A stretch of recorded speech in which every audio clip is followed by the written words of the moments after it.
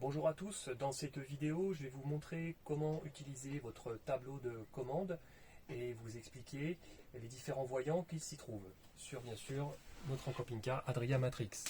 Ici vous avez le bouton de mise sous tension, donc vous appuyez une fois dessus, automatiquement votre véhicule est mis sous tension. Bien sûr, là il est en fonctionnement 12 volts sur batterie cellule. Premier voyant, c'est un voyant pour activer la lumière qui se trouve à l'extérieur du camping-car. Quand le voyant est activé, le voyant devient vert. Ensuite, vous avez le deuxième voyant qui va activer la pompe à eau du camping-car, ce qui vous permettra d'utiliser l'intégralité de vos moyens mis à disposition, c'est-à-dire les robinets, la douche, les toilettes.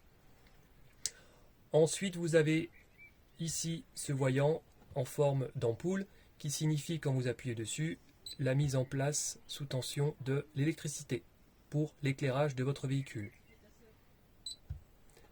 Bouton auxiliaire, c'est pour les eaux grises qui se trouvent sous le camping-car l'hiver pour les chauffer. Ensuite, vous avez différents voyants. Vous avez le premier ici qui correspond à la cuve eau propre. Eau propre ici elle est à 0 puisqu'elle est vide.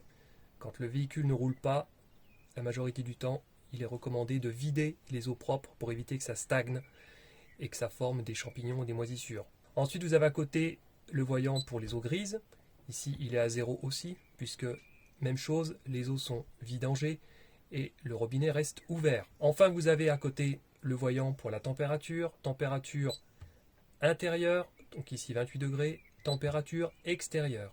Ensuite, le voyant B1 qui correspond à la batterie du porteur, ici 13,5 volts. On est à 100%. Ensuite, ici, batterie B2 de la cellule, 13,7 volts, qui est aussi à 100%. Ici, ce témoin précise lorsque vous utilisez un appareil si vous êtes en positif ou en négatif au niveau de la charge de la batterie. On passe à présent au tableau de commande du chauffage et du chauffe-eau de la cellule. Le camping-car qui clignote ici, on appuie à nouveau sur le bouton et on se retrouve avec la température. Ici, demander 18, on peut augmenter ou baisser la température. On appuie à nouveau sur le bouton pour se retrouver et en tournant légèrement sur la partie chauffe-eau. Le chauffe-eau, on va pouvoir, bien sûr là il est inactif, demander une température de 40 degrés ou 60 degrés. Attention, ne jamais mettre en marche votre chauffe-eau lorsque votre cuve est vide. Toujours bien remplir le chauffe-eau avant l'utilisation, ça pourrait endommager celui-ci. Ensuite, en vous déplaçant, vous arrivez sur un troisième icône qui est représenté par un ventilateur où là vous allez avoir soit une ventilation type mode économique ou plus forte.